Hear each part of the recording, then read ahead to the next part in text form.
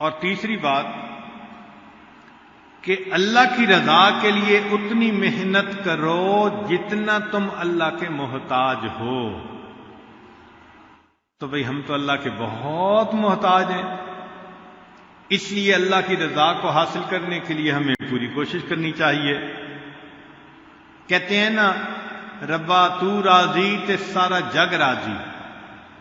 جس بندے سے اللہ راضی ہو جاتے ہیں سارا جگ اس سے راضی ہو جاتا ہے، اور جس سے اللہ ناراض ہو جاتے ہیں ساری دنیا ناراض ہو جاتی ہے. یہ خزاں کی فصل کیا ہے فقط ان کی چشم پوشی. یہ خزاں کی فصل کیا ہے فقط ان کی چشم پوشی.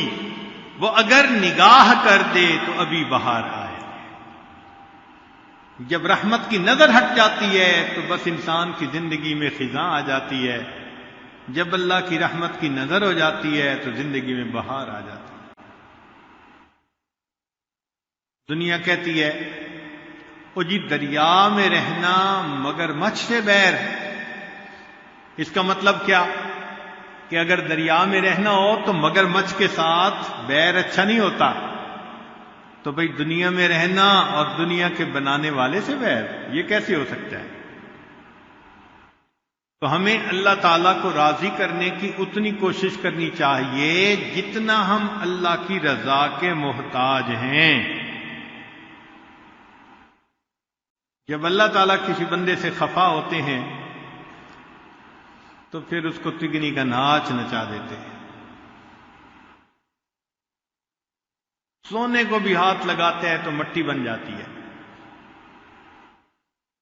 ذلتیں ملتی ہیں، انسان گھر بیٹھے بٹھائے ذلیل ہو جاتا ہے.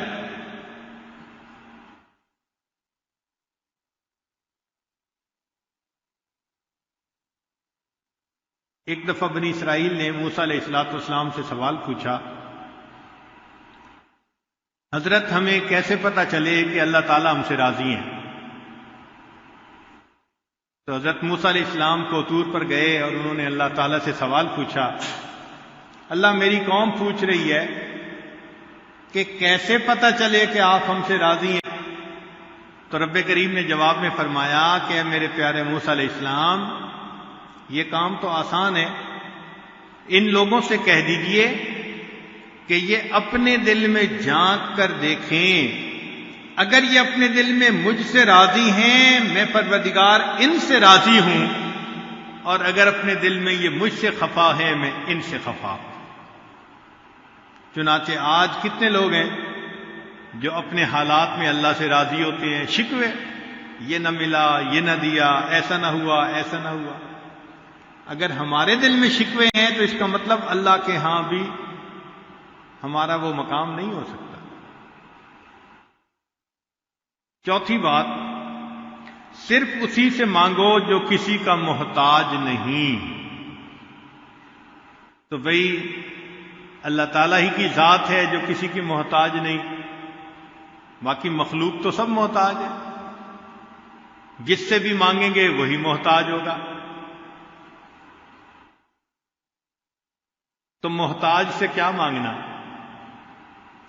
کہتے ہیں کہ ایک آدمی تھا تو وہ گیا بادشاہ کے دروازے پر.